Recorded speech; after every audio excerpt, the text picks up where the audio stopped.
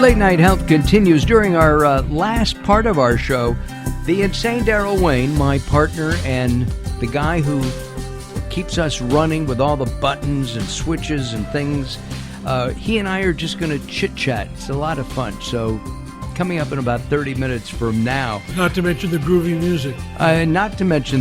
music. I had completely forgotten about that. We're going to turn now to Houston, Texas, as we join Dr. Edward F. Group III. Now listen to his initials. DC, NP, naturopathic doctor.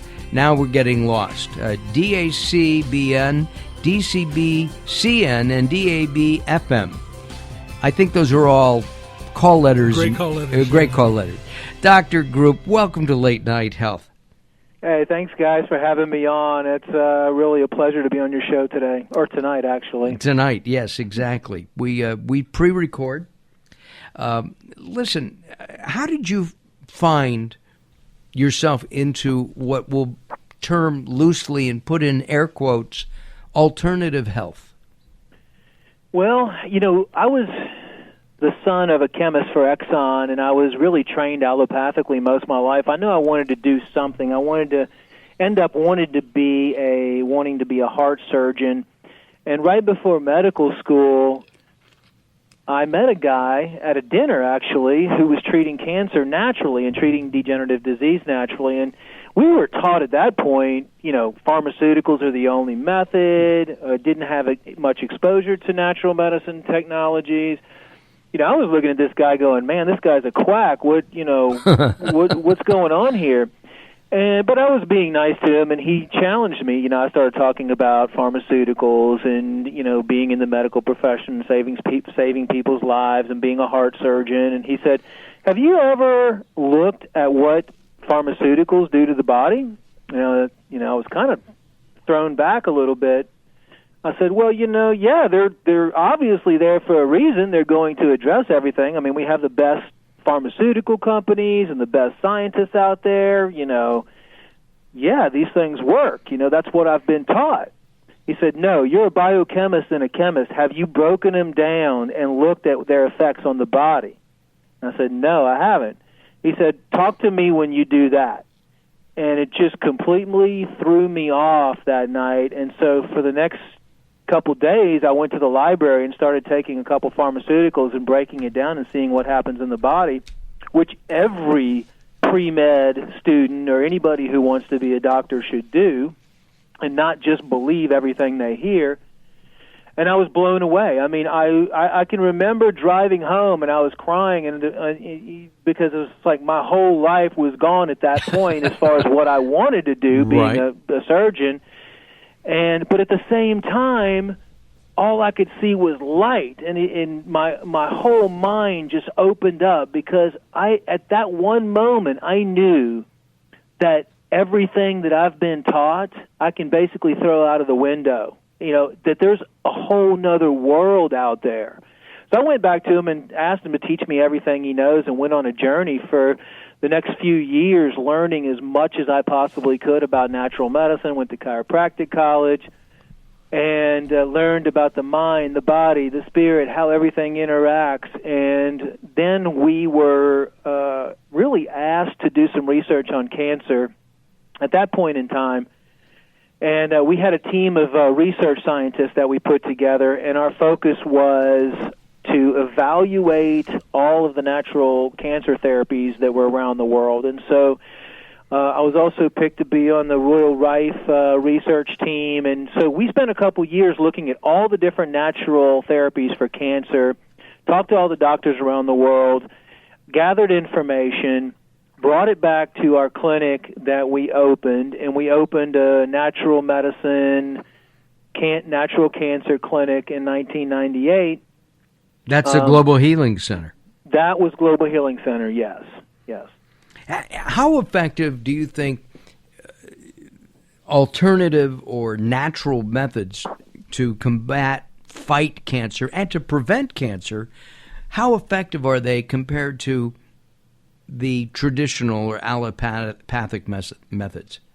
Well, I can tell you that our cancer clinic that we had about a 70% success rate, which is through the roof compared to most other cancer facilities. That question actually depends on a lot of different factors, whether it's stage 1, 2, 3, or 4, obviously if the patient is able to walk and how far along the process is. But what I can tell you what we were doing, and by the way, my clinic was raided a year later by the FDA, and I had death threats, and we were forced to shut down, and they took our files. And we found out at that time that the big government operations, big pharma, there's too much money in cancer, and you're a threat to a huge industry. Do you think that cancer... I said this... Black cars following me around for months. Oh, my. Watching what I was doing. I asked this recently of somebody, and they poo-pooed the idea. Do you think that cancer's not being cured because it is too much money? It makes too much money? I know Cancer's for a fact big. That's the case. I know for a fact that's the case. I mean, I had high-level government officials tell me that. And not only that, cancer is the big C word. It's a $1 trillion industry, and they do not want a cure, and there never will be a cure for that. Why? They're not going to, they're not going to shoot themselves in the foot and come up with something that's going to, get people better and take that monetary factor out. And I say cancer because that's the one that they regulate the most, and that's the one that there's been cures for cancer for a long time. We discovered a bunch of different methods and individual products. I mean, but these things you cannot find at Whole Foods, or you can't find in any grocery stores either. These are being manufactured by small laboratories in different areas of the United States or the different areas of the world, mostly different areas of the world. So absolutely it's been around, but the problem is it's a threat. It's a threat to big pharma. It's just like electric cars or cars that run on magnets that Tesla came out in the 1920s and 30s that, you're a threat to the oil and gas industry. And so they try to, restrict those technologies. Here in L.A. in the 50s, they had a tremendous public transportation system with streetcars and trolleys and buses, and they all went away because of the gas companies, gas and the car companies. Our guest is Dr. Edward Group III from the Global Healing Center in Houston, Texas.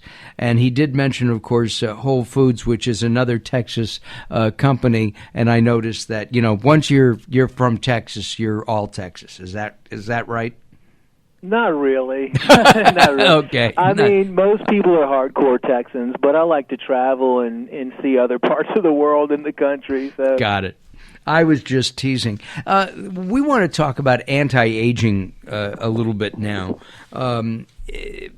Can we slow the process of growing older, especially the parts that bring on degenerative diseases and frankly just feeling, crappy?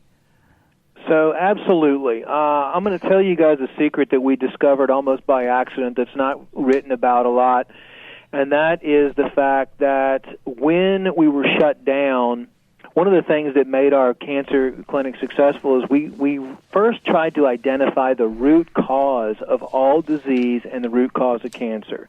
And and it's also the root cause of why we age as well, and that rolls into the answer to your question. So without spending 2 or 3 hours discussing it, we found that all aging, all disease, all cancer, everything, all symptoms for that matter, are all caused by the same exact thing. And that's too many toxins and chemicals, harmful substances coming into your body on a daily basis and not enough going out of your body. So the next stage in our research was, where are all these chemicals and toxins entering the body?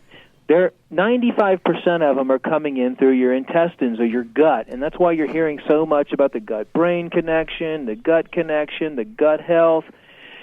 So after the gut... So it's what we're eating. I'm sorry, just to clarify, it's what we're eating. It's what you're eating, it's what you're drinking, it's the environment that you're exposed to, it's the amount of stress that you're under or the emotional disturbances that you're under, because we're finding now that emotional situations and stress and depression, which, by the way, are linked to all the chemicals and toxins coming into your body. So, yes, it all has to do with the amount of toxic buildup that happens in your body, and that's the root cause of every single disease. And stress plays an important area in that's caused by not only environmental stress, family, life, work, but also stress caused by chemicals that are abound in our foods and our air and drinking water? Yes, that's correct. That's correct. We broke down thousands of chemicals, but then we really isolated the majority of the ones that are causing all the symptoms and diseases. Genetically modified foods, white sugar, high fructose corn syrup, artificial colors, artificial sweeteners. I mean, there is one thing that really bothers me, and that's when I buy a piece of salmon and it says wild caught, but in parentheses, color added. We're going to take a couple minutes out. When we come back, we'll continue our conversation. Dr. Ed Group from the Global Healing Center in Houston, Texas, joins us. We invite you to join us at latenighthealth.com. Dr. Group's picture will be on there. He's in a beautiful green shirt. And we'll also have a link to his website as well. Join us at latenighthealth.com. More coming up. Don't you dare go away.